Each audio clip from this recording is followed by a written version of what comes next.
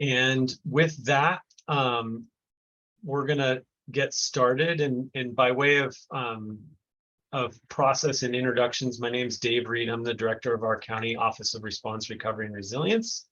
And I will have our two consultant members introduce themselves in a moment. But I want to just give you guys an overview of kind of what we're hoping to cover today. And this is what's called a results-based agenda.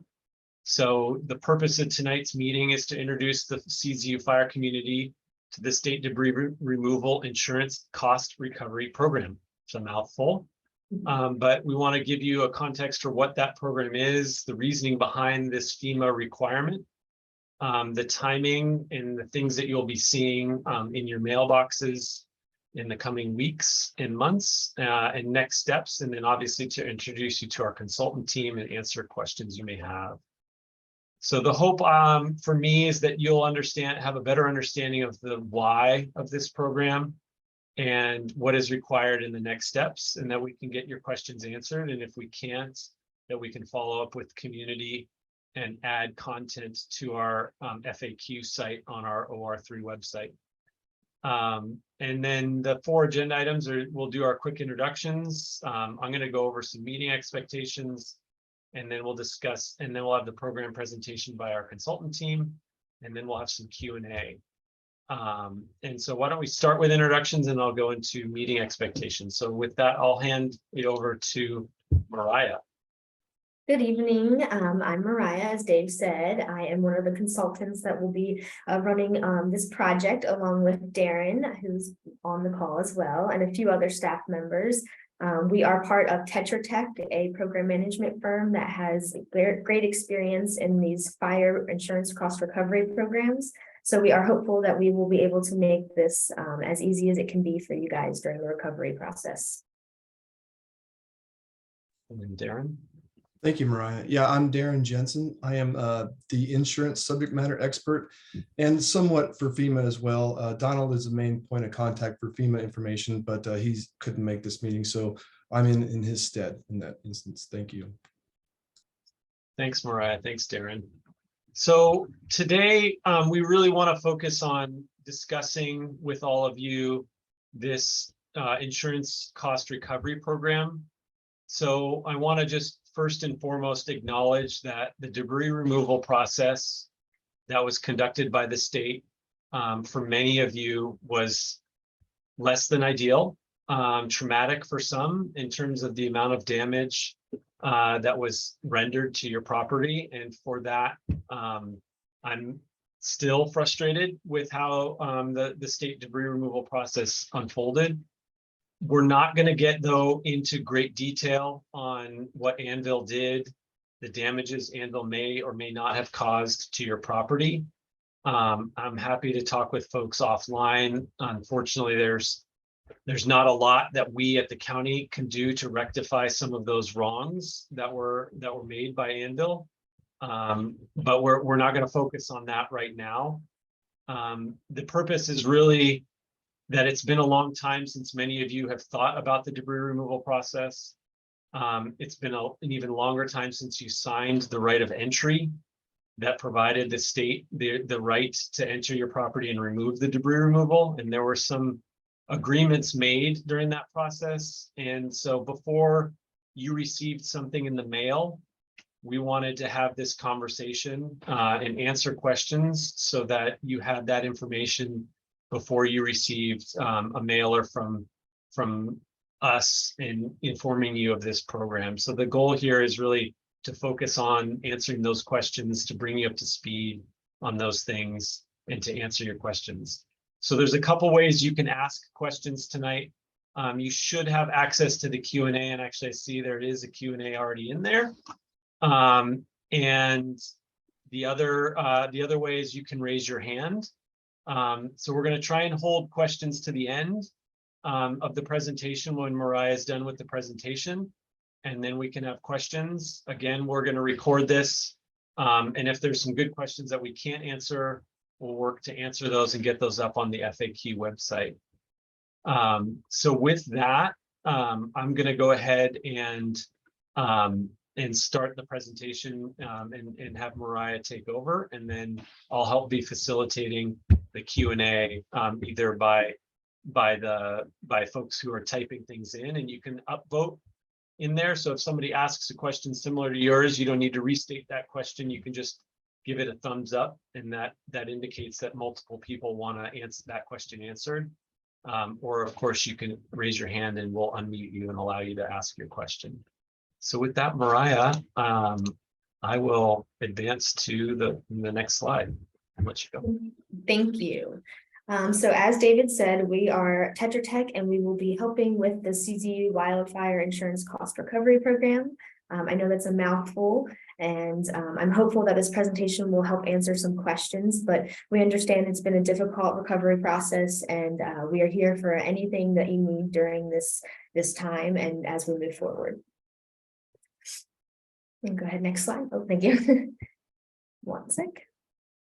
So as David alluded to, why are we doing this? FEMA states that you cannot receive a duplicated benefit. FEMA will not provide assistance for disaster-related losses if you've already received benefits for that same service. So in this case, we're obviously talking about the debris removal that was done by the state.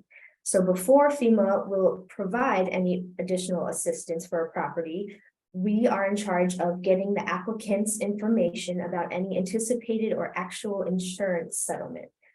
FEMA will also reduce potential assistance to an applicant by the amount of this insurance settlement. So as we move forward, this will kind of be the overarching message of the program and the why we're collecting the documents that we're collecting. It all relates back to FEMA and making sure that if you received funds from them for the debris removal, you didn't also receive the same funds from your insurance company. And so they have a lot of lengthy assistance guides, as you'll see on the right-hand side over here, on their websites, and you're free to look them up and use them. But of course, like I said, Tetra Tech is always here to answer any specifics about the verbiage that is used and clarifying any questions about the duplicated benefits. Slide. So the right of entry permit is what kind of gave the state permission to do all of this work. So it's been a while since you guys have probably seen these documents, but the left picture over here with the header will be that's the main document that you had signed. So it was a big group of papers that you probably got, and had a lot of information there that will look like this from the outside. And so the right-hand side is just a little snippet of one of the signatory lines that was included within the documents. But all of this is what gave the state permission to enter the property. If this was signed, we are considering a participant in the program. So even if it was signed right here on the right-hand side where there was no insurance coverage, we are still having these participants go through the review process of us looking at these permits right in front of you and reviewing them for accuracy. And so if it was signed that there was no insurance information on the right-hand side with that signature, you may still receive contact with us in the future for this program.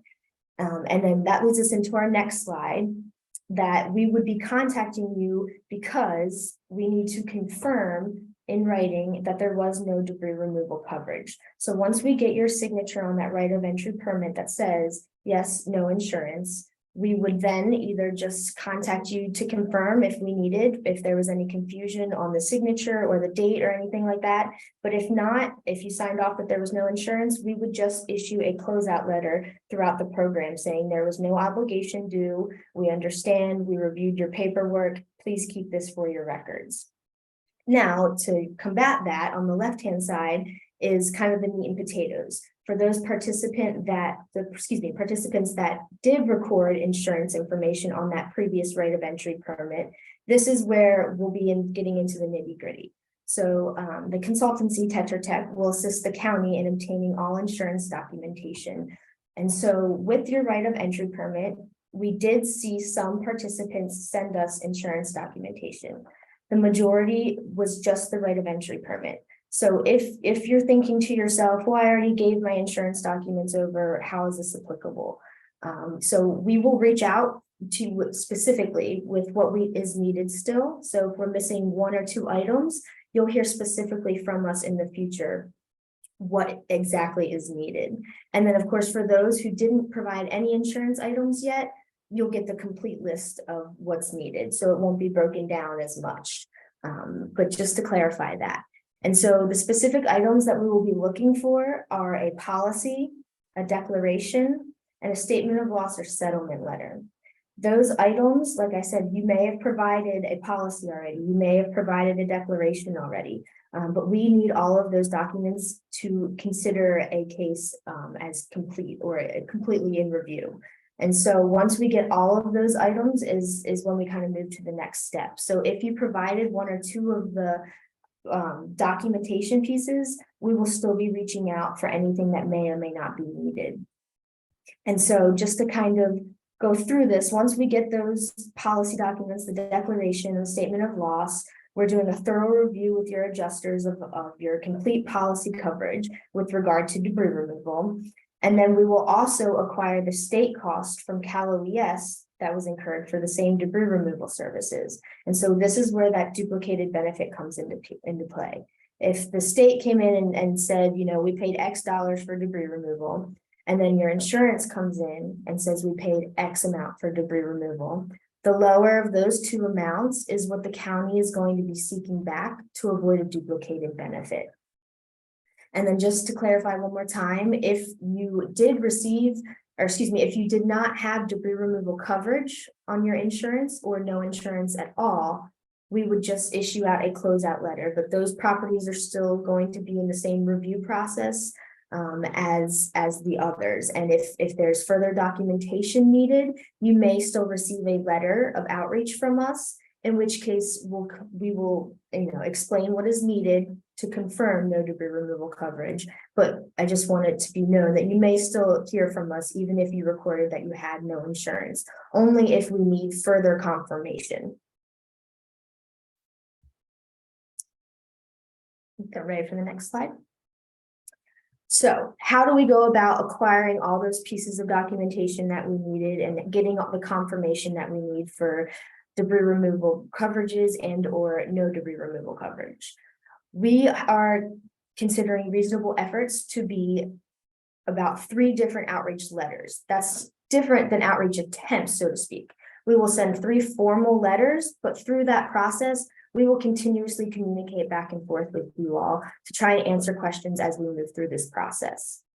And so our initial outreach letter is the one that we're ramping up to send. And this is kind of why we wanted to sit down and have this discussion with you guys, just so there was no surprises and it made it a bit more clear what you would be receiving.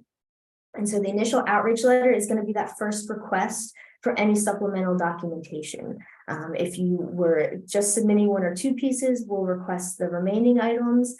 If you need to send all of it in, we'll request all of the missing pieces. And so it's our initial introduction, kind of to follow up this presentation that says we're Tetra Tech, this is what we're doing, and these are the documents we need. All of the methods of outreach that you see on the right-hand side of the slide will also be in that initial outreach letter. And they will actually all be continuously listed in each letter that you receive. So don't feel pressured to necessarily write all this down while I'm going through it. Those methods of outreach will continuously pop up and you'll see them frequently. And so after our initial outreach letter, like I mentioned, is slotted to come out here in the next few weeks, we'll move on to the invoice with the debris removal costs.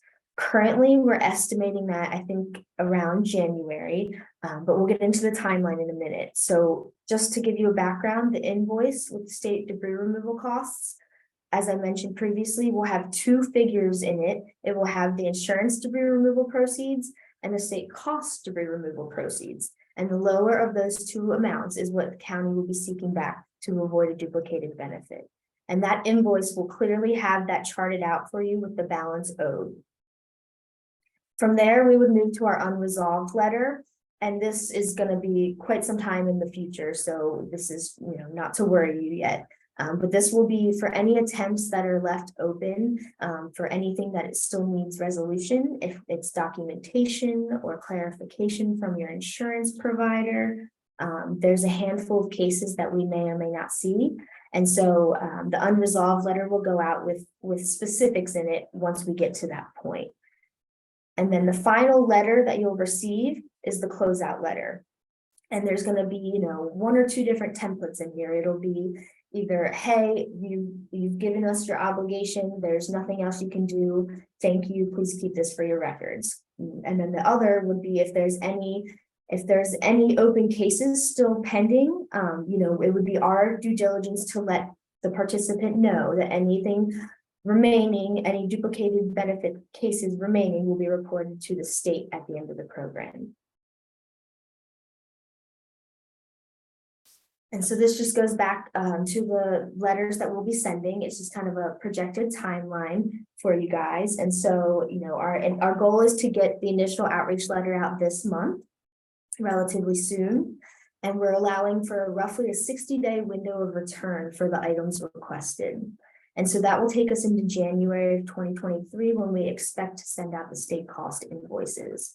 We're currently waiting for final numbers to come in from Cal OES. So I do want to just make a note that that January 2023 date could change if we do not receive the state costs that we need to send out those invoices. But we're optimistic and very hopeful based on our correspondence with Cal OES that date will stay firm of January 2023. And then just to give you an idea of how long this could take, we understand that not every participant is going to be able to turn things over, you know, really quickly due to unforeseen circumstances. It's a lot of players involved, and, you know, we're working with your insurance providers as well. And so from 2023 to 2025, we're still going to be ongoing with those collection efforts. It'll be a continuous effort working with the participants, meaning the property owners, as well as the insurance providers to resolve these cases. You know, there may be some times where you have your insurance documentation, but there was a modification from your adjuster. And so we have to go back to get final statement of loss documents. And so that might take some time. So when you see the 60-day window of return on your initial outreach letter or any time frame that's listed on the letter, we do just want to let you know that we understand that there are circumstances where this may need to be extended. So if you're working with your insurance provider and communicating that with us or the county, that's just really the most important thing, to keep us all on schedule and to kind of keep expectations where they should be. And so we just ask that you guys try and keep us in the loop as you move through this process. If you're working with your providers or you need time to acquire things, just let us know so that we can notate in our property status notes that you guys are working and doing your due diligence to get us the items we requested. And that way we can, you know, keep up with our notes and not be hounding you guys for duplicated requests when we know you're working hard to get us what we need. Just to give you kind of some ideas of some of the problems or questions or concerns that we see. A lot of times it's, I'm not finished with rebuilding my property. What do I do? So this is one of those cases where we will be working with you and your provider to get the updated ETA for completion. And this is a window of time that could continuously change. You know, there are setbacks with building materials and contractors, and we understand those. So we just ask that you communicate to the best of your ability with us, and that way we can keep proper notes on the properties. More questions, you know, that'll pop up. My property was damaged, and as Dave said, that will be a time later, not in the initial ramp up of the project, to address any problems that may or may not have occurred. There may or may not be an appeals process in place, but Dave and I will have to work with the state to get that over to you guys on a case-by-case basis. If you don't have the insurance funds that you were issued, so there's a few cases here that would apply to. If you don't have the insurance funds because you spent those insurance funds on more debris removal work, what we would do is we would work with you to ensure that the funds were spent appropriately, making sure that it was on debris removal services. And we would ask that you send us any receipts or documentation that clearly shows this. We have to make it very clean, cut, and dry for the state and FEMA once we send it over to them. And so if we're going to allow any deductions to be occurring, we have to have the proper documentation in the form of receipts for that to occur. But we do understand that oftentimes these properties are uninsured and you will have, some people do have to use those debris removal funds for additional work. So we do have a process in place for that. And then lastly, a typical one that we see is my insurance company gave me one lump sum. I don't know how much was for debris removal. So in this case, we would also, like many others, be working with your providers directly to try and see if we can itemize out that lump sum. If it's possible to itemize out and they're able to give us the documentation accordingly, we would seek back only the piece of that lump sum that was dictated to debris removal. If in the instance that they issued a lump sum payment, but are not able to itemize it out and put a line item in there for debris removal specifically, we would go back to issue a closeout letter, so to speak, that just says there was no obligation here, there was no debris removal coverage. This case is complete. And some helpful resources that we thought might be useful to you guys, of course, is the program email and the program hotline. Dave has done a wonderful job of continuously updating the insurance cost recovery site and the FAQ. And so I know a lot of our Q&As will probably be inserted into that later on as we move forward, just to keep it updated and kind of help you guys the best that we can. But just some preliminary helpful resources here for you guys.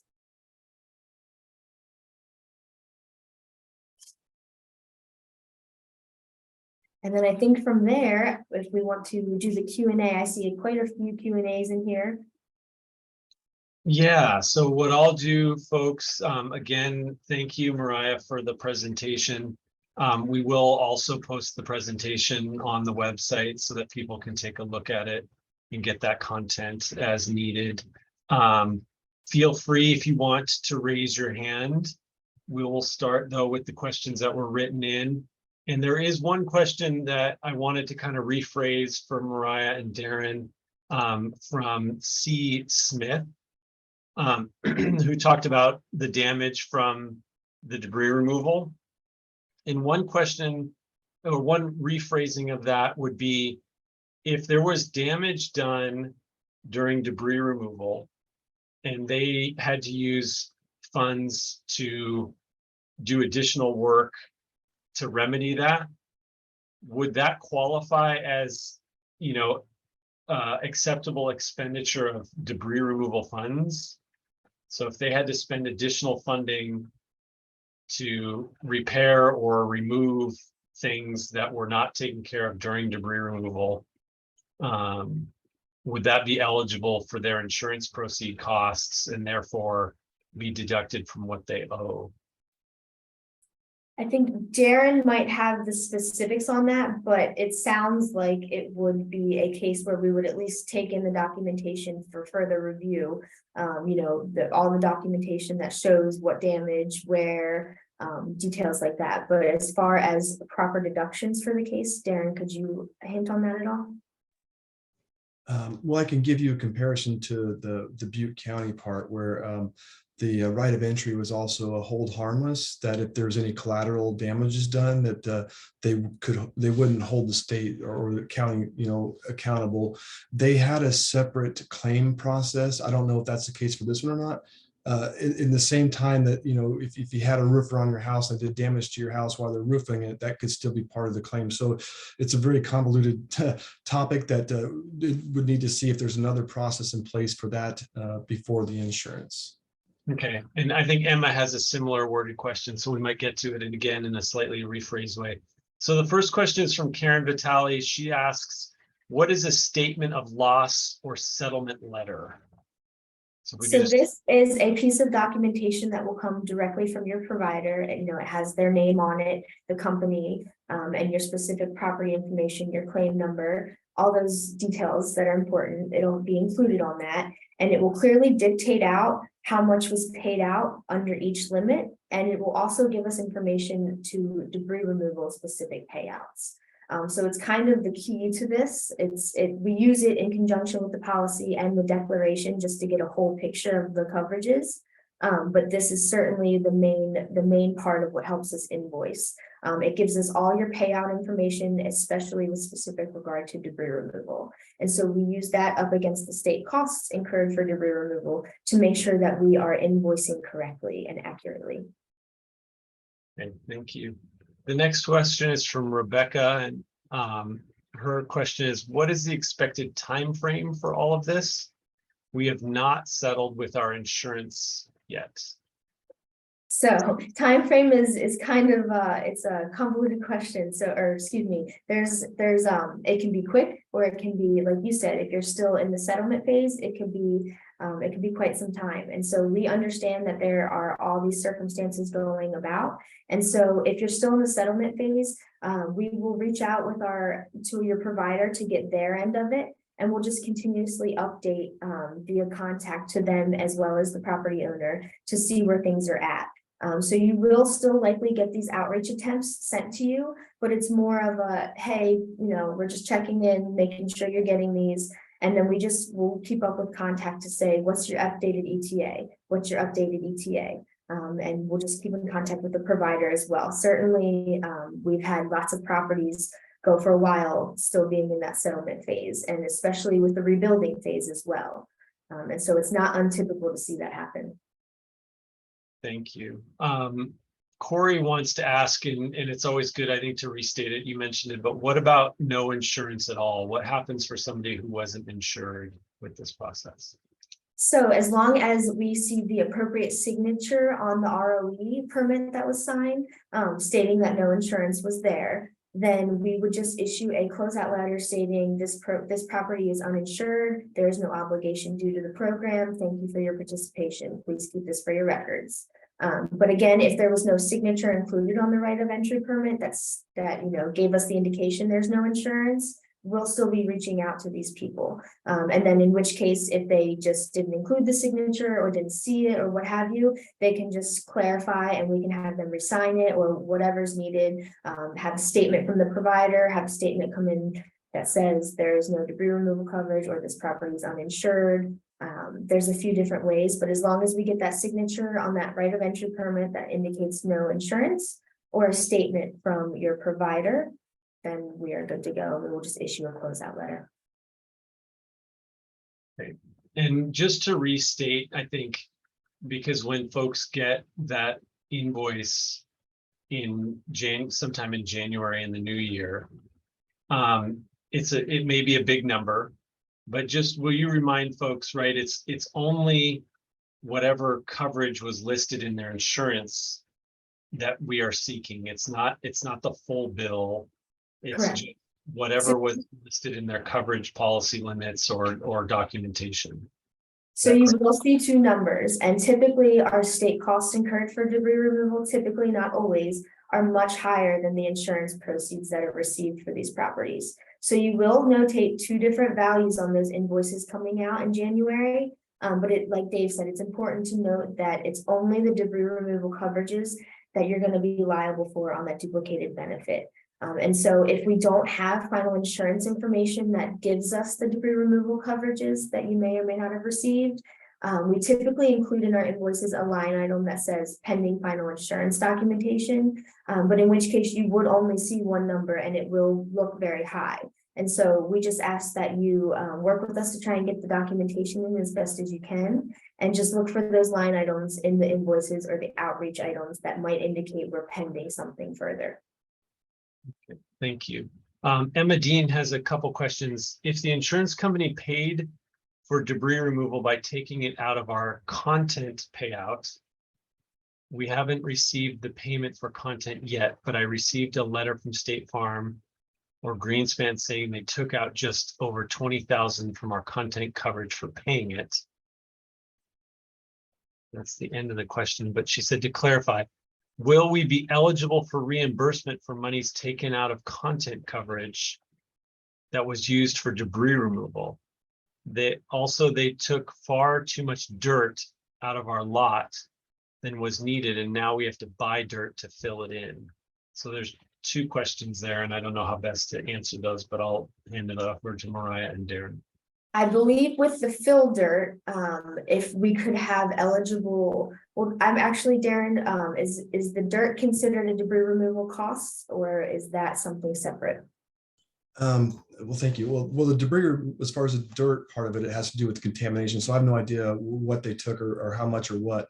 But generally speaking, what we look at when it comes to the debris removal portion, because that's the only portion of the policy we're looking at, is whatever would be allowable under that section of the policy. I've seen some rare cases where that is part of the policy, but by and by, most times fill dirt is not a part of debris removal expenses. So And maybe, then I think, oh, sorry, go ahead, Dave. no, go ahead, Mariah. And then to the contents portion of the policy question, sometimes it's not untypical for these providers to know that these invoices are coming.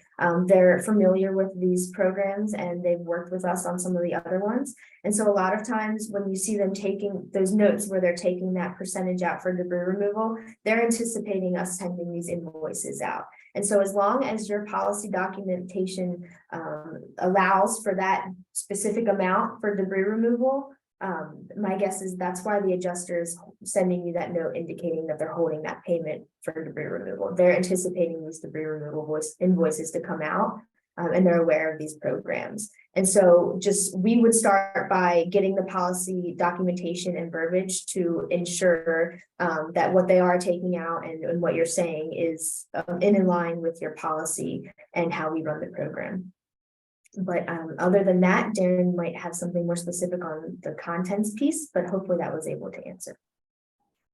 Thank you. Yeah, the contents piece is a more complex and difficult part because I've seen oftentimes where they will put parts of that coverage into, replacement coverage into debris removal, but it's ultimately it'll be upon you as the insured to show your insurance company that you lost what your loss was when it comes to the contents, and it comes in the forms of itemized lists and other things.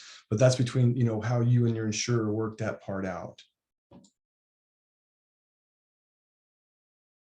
So there could be, just to maybe restate Emma's question, because I know that this has come up for other people, a lot of folks fight over like you said, Darren, the amount of money they can get for their contents coverage, and the insurers are giving them less than the limits.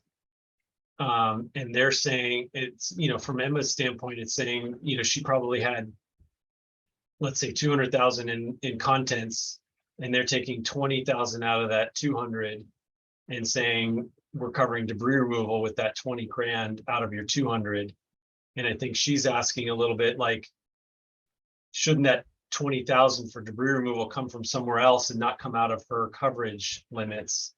Is there recourse that she has to try and have that come out of something else and not her contents coverage? Yeah, absolutely. Just showing that's what you lost.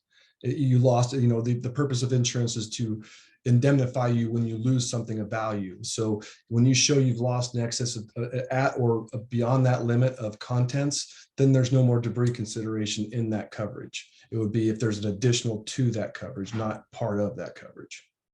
Okay, I hope that helped Emma.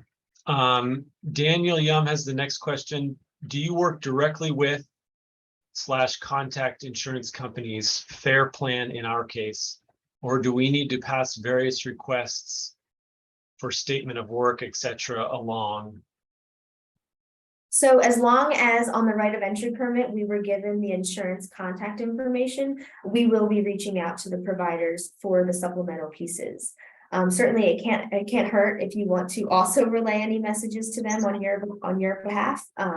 So, feel free to do that, but we will, as long as we have the insurance contact information that we asked for on the right of entry permit, we will move forward with contacting them. It is not unusual for some of the claim numbers to be left off of the right of entry permits if the property owners, weren't privy to that at the time of signing. And so those are the instances where we might have trouble getting some feedback from the providers. A lot of times their claims departments have to have that claim number, in the email we send to them, or it doesn't even get processed. And so that's just kind of one of the instances where we might try to reach out to them, but might be unsuccessful. And in that case, you'll see us reach back out to the property owners and say, hey, we were unsuccessful. Do you have any more updated claim information for us that we could use? Or, would you mind trying to get in touch with your agent? We can go both avenues, but we try to take that responsibility on the best we can with the information we've been given. And so Candace, that was it. Candace asked a similar question. Am I supposed to supply this summary statement of loss to Tetra Tech directly, or do they get it from my insurance carrier? So Candace, hopefully that was answered by Mariah's prior question for you.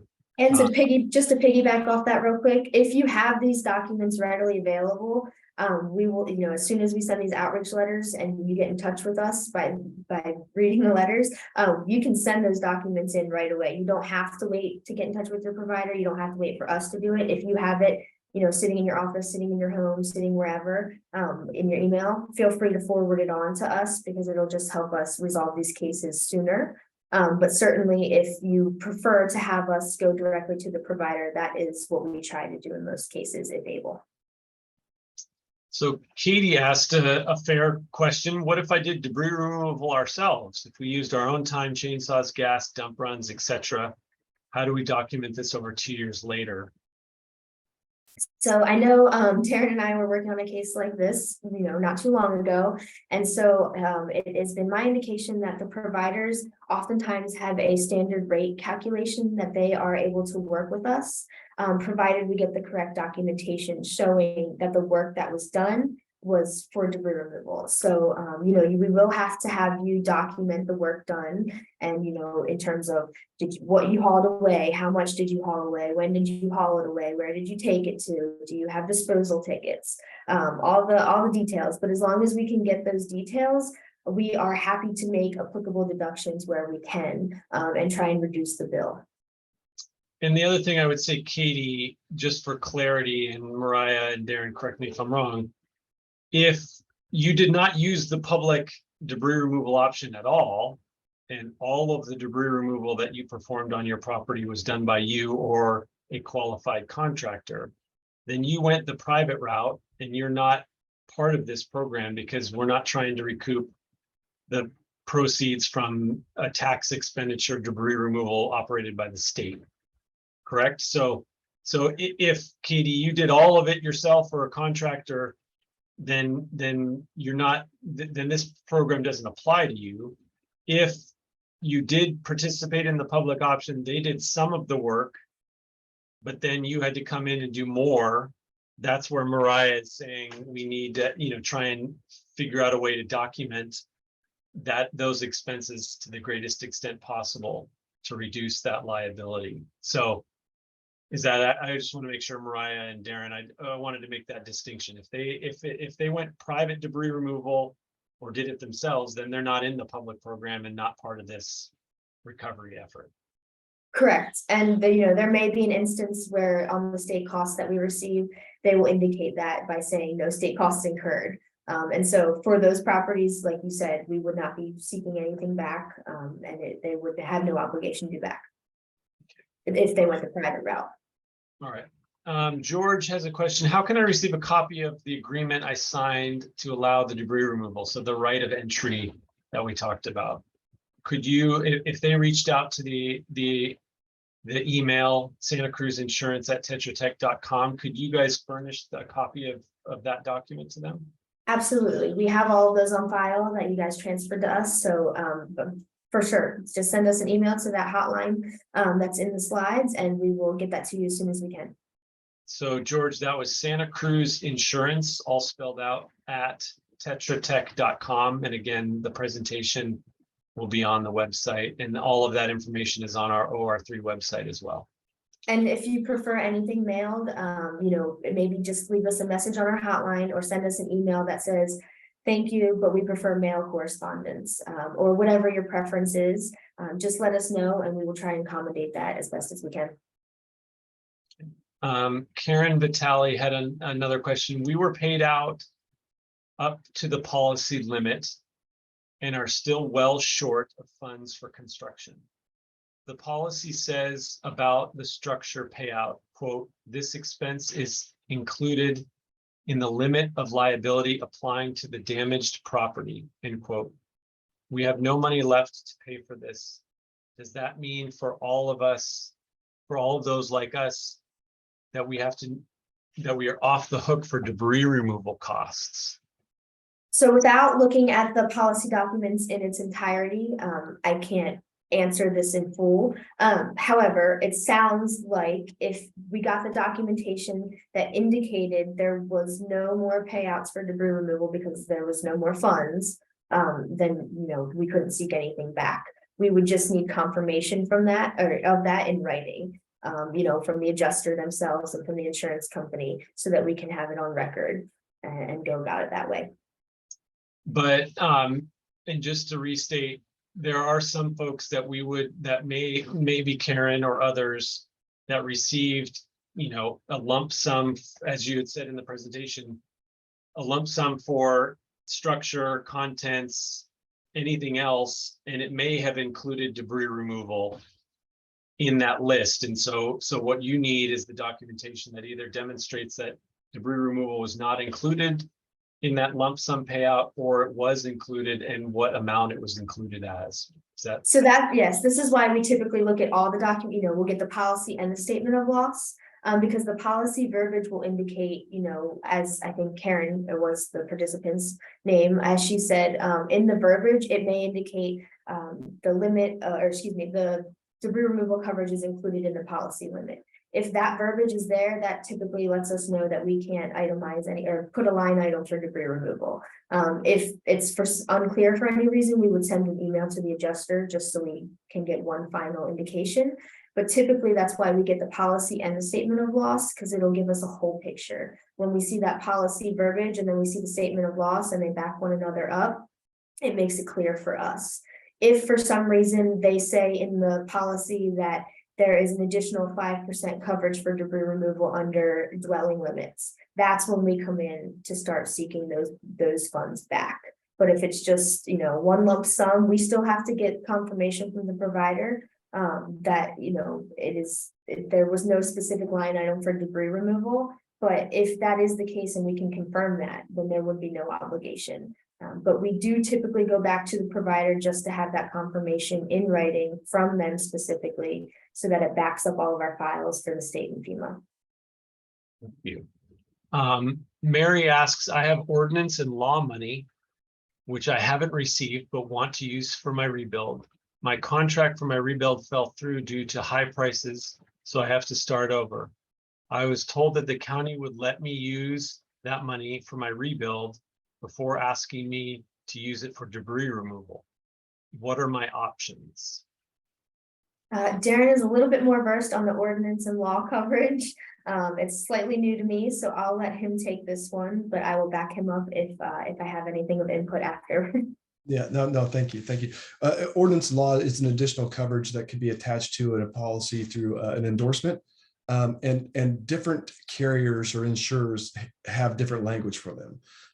For example, farmers, it has nothing to do with debris removal at all, and nor State Farm. But then say Allstate, their verbiage may allow for it to interact with debris removal. So it really depends on your policy language specifically. So to keep that case. And again, Mary, as Mariah and Darren and the Tetra Tech team work with you specifically, they can help you suss out those details on your policy specifically. Yes, a lot of these are going to be a case-by-case scenario. Each provider handles things differently, and each policy is different. So it's very much a case-by-case process. And so we try to generalize it in these presentations, but oftentimes, we have to get the details of each specific case to be able to answer some of these a bit more specifically. Okay. We're going to try and hold everybody to, we're going to try and keep this to about an hour. We have 8 more questions. We'll try and get through these in the next 15 minutes or so, ideally, just to respect everybody's evening. But George asked, explain what will happen if your insurance had no, quote, debris removal clause. So that's one of those things where we will have to go back and request the policy in its entirety so that we can lay eyes on the language and the verbiage and just confirm that. If there is no language in there pertaining to debris removal, and then we have the statement of loss or settlement information also indicating that, then, that leads us to believe that there is no debris removal coverage to go and seek back. But it all comes down to what's in your policy specifically for that parcel or property. This is a good question because I think it's always good to kind of restate this, but Suzanne asked, just to be clear, say our insurance policy covered 20,000, but the cleanup cost 50,000. Would we owe 30,000? No, well, first, as long as that insurance amount is specific for debris removal, the 20,000 being lower than the 50,000, we would come back for the 20,000 only. It's what the lower of the two amounts, either the state costs incurred for debris removal or insurance proceeds incurred for debris removal. And so there is no adding or subtracting or anything like that unless we get into deductions, and that will come from the debris removal insurance proceeds. But no, it'll just be the lower of the two amounts, the 20,000 in that case. Yeah, and so just to restate this, because Suzanne, I think it's really, it's a fair question. This program is confusing to integrate and understand right off the bat. But what we are trying to do, what the county and Tetra Tech are trying to do is recover just insurance proceeds funds, right? So whatever was in the insurance policy to cover debris removal, that is what we need to try and obtain. Or if you've spent that for additional debris removal, we want to document that. Anything above that amount, if the bill is, like you said, if the bill to clean up your house was 50 grand, we're only trying to get the insurance monies. We're not trying to take your money. And I know that for many people, the insurance proceeds, you need every dollar to rebuild, and you need more than that money. So ideally, we're not trying to grab anything above just whatever was in that insurance policy specific to debris removal. And as Mariah just said, if there wasn't any language in the policy around debris removal, then we won't be seeking any funding outside of that. But it's just providing that documentation that says that. Is that fair to say, Mariah and Darren? Yes, that would be very fair. All right. The debris removal equipment damaged our asphalt driveway. Monty, you are not alone. Will we be eligible for reimbursement for the damage? So in my experience, the state usually has a claims process for these types of cases. And so what I will do is I will work with Dave and CalOES and everybody and try and get that nailed down for you guys. And so if there is any of these cases of damaged parcels, we could relay that claims process over to you guys. And what I would say, Monty, is that, that claims process may take time. If there is damage that you have fixed or need to fix to help move in, you may also reach out to the long-term recovery group. And if repairing that damage is cost prohibitive for you, they may be able to help. So the long-term recovery group may have resources to help you there. Corey asks, what if there is no provider involved? There was just no insurance at all. So we do have a handful of those properties or participants have been classified as uninsured in that case. And so again, it goes back to that right of entry permit. As long as they signed off indicating that this property was not insured, we would just issue a closeout letter. There will be no invoicing. There will be no collection of documents. It'll just be confirmation of that signature on the right of entry permit. And if that signature was not included, we will be reaching out to those participants, assuming that there may be insurance that they have, in which case they would have to relay to us, no, I don't have insurance. I didn't sign that piece because XYZ. But typically, if they didn't sign it, they do have insurance. And so we just look for that signatory line on the right of entry permit to issue the green light for a closeout letter on uninsured properties. So Katie asked another question. I don't know, this is in the weeds of the debris removal process, but if the company that did the debris removal sold logs, will this amount be adjusted in your invoice? And I can't say I've come across that before. So Darren, have you seen a case like that in your experience? No, and nor with like, the salvageable metal, like cars and such. We really have nothing to do with that arm of it or element of it. That's a completely separate part, even though they did take their debris there. Yeah, so I mean, I think maybe just briefly, do you want to describe, I mean, we get an invoice. I received an incomplete invoice, and obviously, as Mariah said, we're trying to get a complete invoice from the state. But the state issues a per parcel cost that the debris removal expense, that it costs to remove debris from each property. But in my review, there wasn't any sort of quote revenue adjustment to that number. And I know that we believe they sold those logs.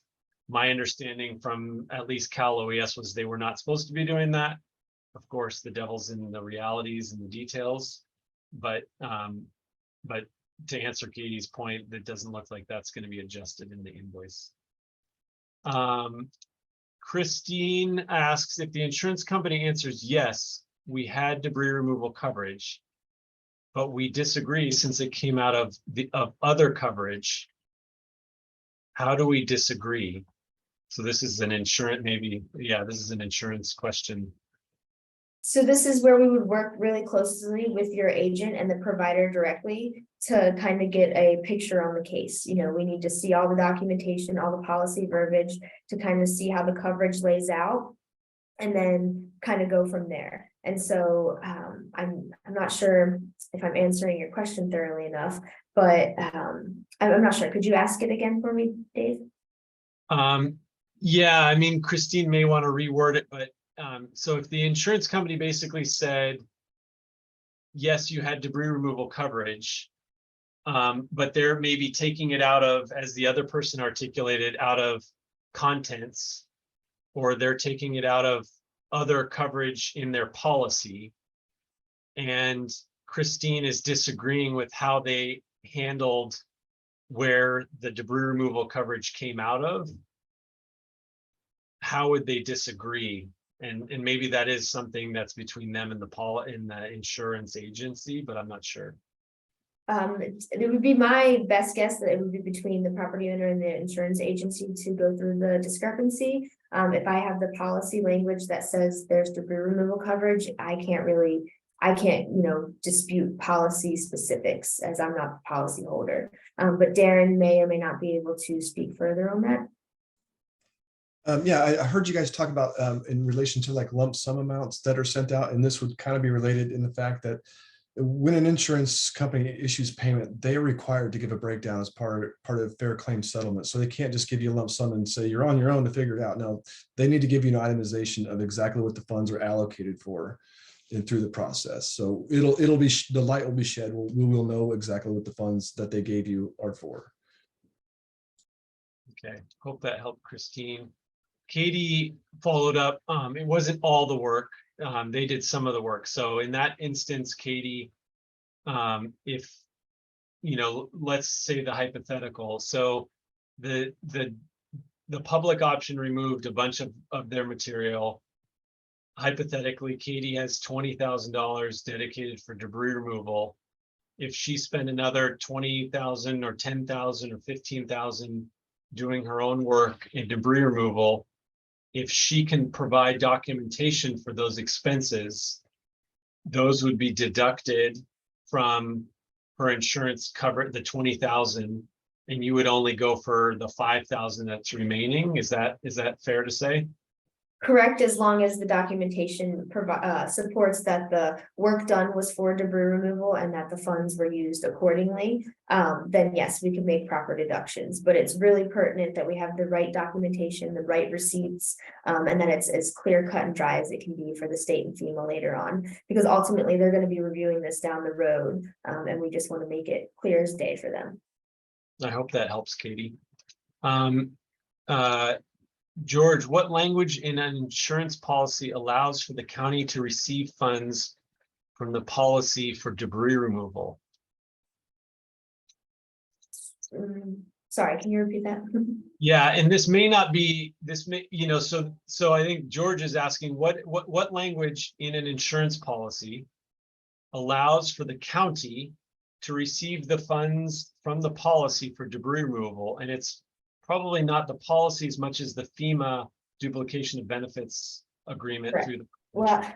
Well, so it starts with the right of entry permit that they signed, and so that's what's kind of giving the green light for all of this. And so as the FEMA policy stated, they cannot allow a duplicated benefit to occur. And so because the state came in and did the work, that's why we're going back to these insurance providers to see what was issued for the same type of work. And so to expand on that a little bit, and Mariah or Darren, correct me if I'm wrong, right? So the county requested help. It was too big a project. The debris removal was too big a project for the county to manage on our own. So we requested assistance from the state. The state did because of the number of fires in 2020, they did a giant debris removal contracts with Anvil and other contractors.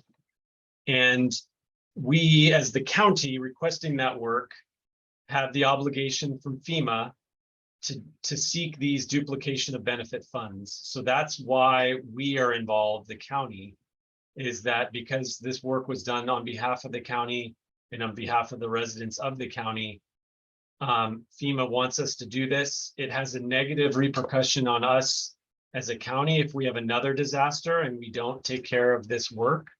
There could be repercussions there. So that's why we have to be supported by Tetra Tech to seek these funds. Is that kind of a fair restatement of a little bit of the why? Yeah, on that, to kind of continue on to there, Dave, is that so the insurance policy is the legal document that's allocating funds to pay for the debris removal. So in the light of that, we follow the insurance policy for that. And so just like if you have Serpro come clean up your house and they present an invoice to your insurance company, that's a legal demand for payment for real work that was done. And it's kind of similar along that line. So the ROE typically allocates the insurance funds for debris removal from the insurance policy. So that's where the correlation comes into play. Okay, thank you. Katie said, if we use both insurance debris removal monies ourselves and FEMA did debris removal, will your quote invoice be itemized? And I think it's only itemized for the expenses done by the state contractor, if that's correct, right? Correct. So that's what we're currently waiting on right now, is the itemization of the per parcel costs to include in those invoices. And so, they'll typically be able to provide us a very detailed report of what those funds were spent on, haul away of this debris, of this much on this day, that kind of thing. And so once we get those specifics, it will be very typically, a line item itemization for us of the state cost side. And then the debris removal side, it's itemized in, you got this amount for debris removal of coverage A, then you got this amount for debris removal coverage B, then you got this amount in the additional 5% debris removal, blah, blah, blah. So they will both be itemized out in some form during the process, but on the actual invoice, we typically just include both figures and then attach the parcel report that has the itemization from the state.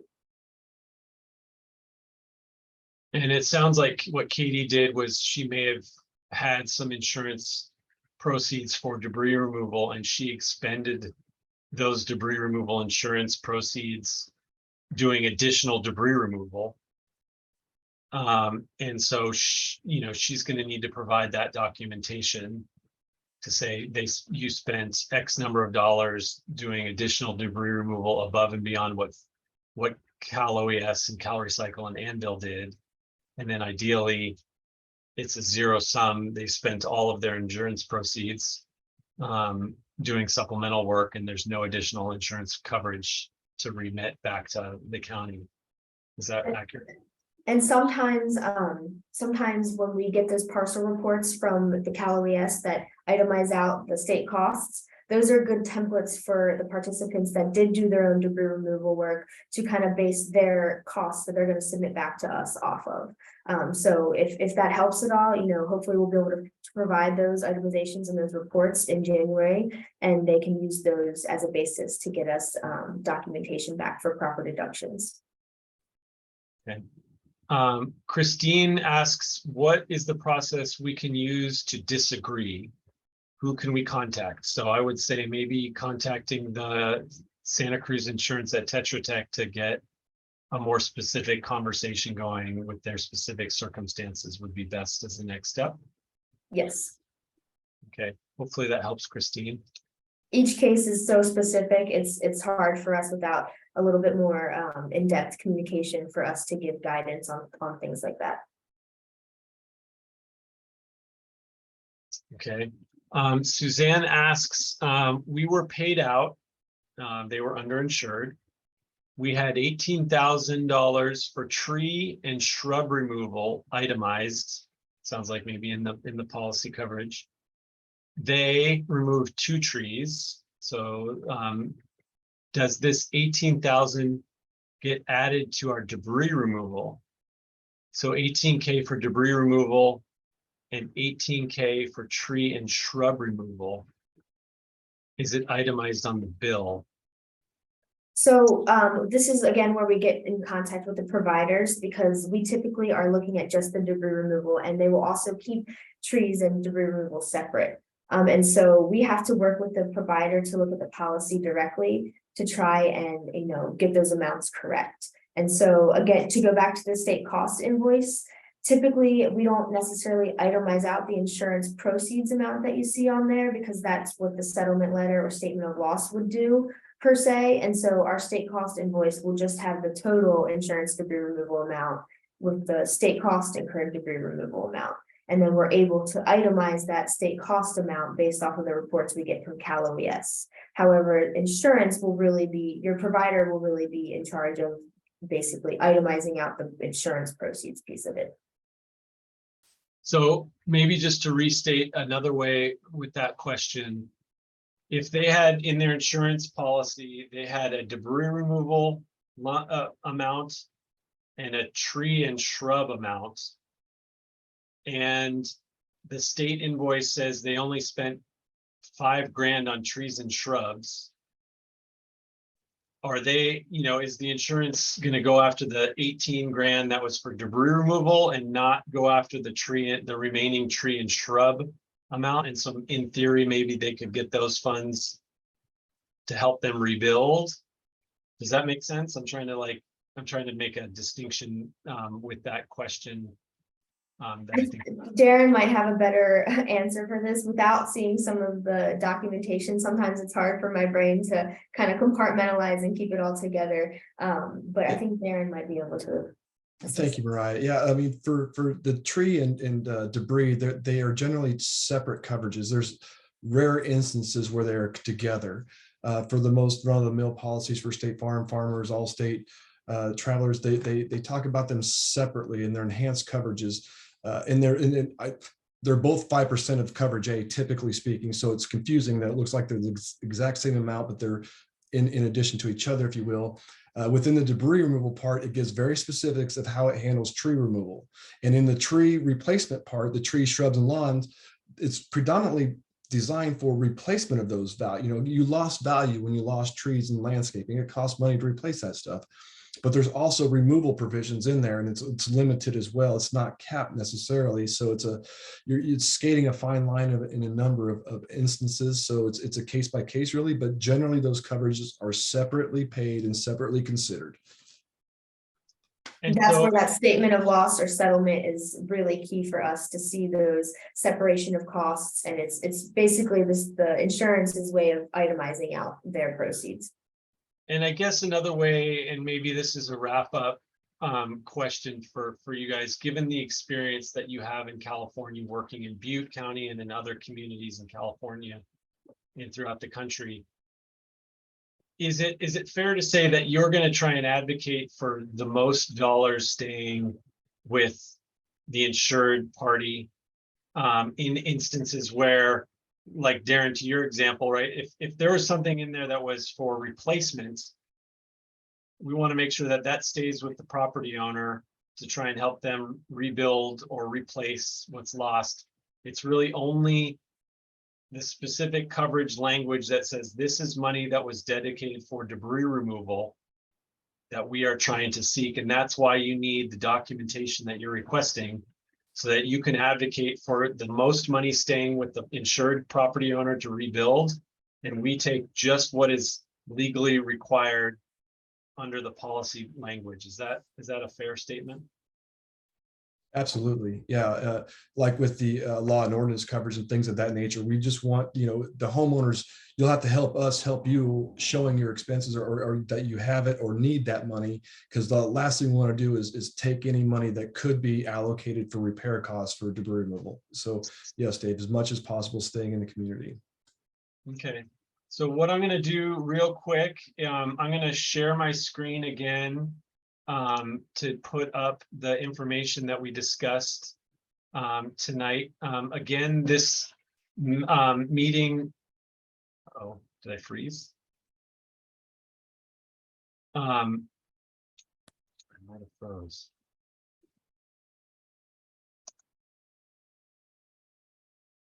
Boy.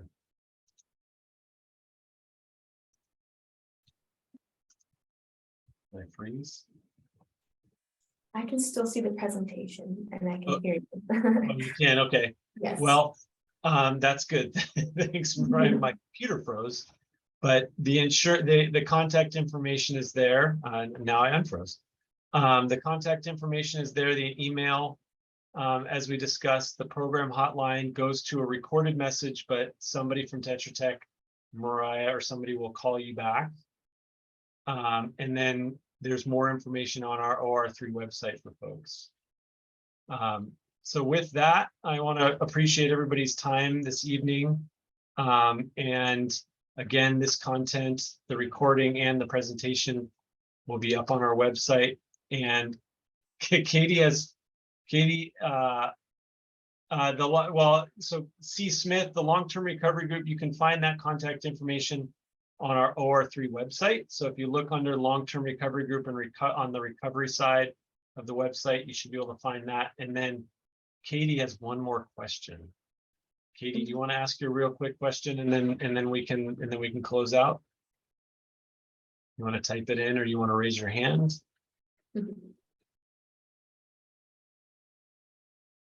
Katie, you can always follow up with me directly or feel free to email the Santa Cruz Insurance at Tetra Tech. It definitely sounds like you have a very specific and nuanced situation. So I want to make sure that we're able to dive into that in more specifics. So with that, I'd like to let everybody's evening continue with something else other than debris removal insurance cost recovery program conversations. But appreciate your time. Okay, Katie's got her question in. What if we disagree with how much FEMA was charged by Anvil? That's a good question. I don't know if you guys have ever run into that issue and how to resolve it for Katie. I have not run into that issue on my end yet. Darren? Just like the insurance company, they're not going to pay what they don't think is reasonable. FEMA has their same checks and balances. So they'll go through, when we're all done, they're going to go through everything and all the costs. And if it's not reasonable, they're not going to pay it. But yes, the amount of money that Anvil charged per parcel when you receive the invoice is a big number, surprisingly. But again, they have their own internal checks and balances with FEMA in the state. But don't be surprised if it's a pretty big number that you see when that invoice comes in, and you're not, again, responsible for all of those funds. You're just responsible. Your insurance company is responsible for remitting the funds that were outlined in your coverage. And for those participants that we don't have final numbers for, just a final note to make sure that you look for any pending final insurance line items in those invoices. So as Dave mentioned, you'll see those big numbers, and if we're missing any insurance items from you and we can't put in your proceeds, it's going to stay that big number with a line item stating pending final insurance. So just look for those items that will indicate if something further is needed, and then we will be happy to work with you to resolve them as quickly as we can. Okay, thank you, Mariah. Thanks, Darren. And again, you'll in the next week or two see that first letter that Mariah mentioned, introducing the program and requesting the information. So with that, I hope you all have a good evening, and we'll talk again soon. Take care. Thank you. Have a good night. Thank you, everybody. Have a good night.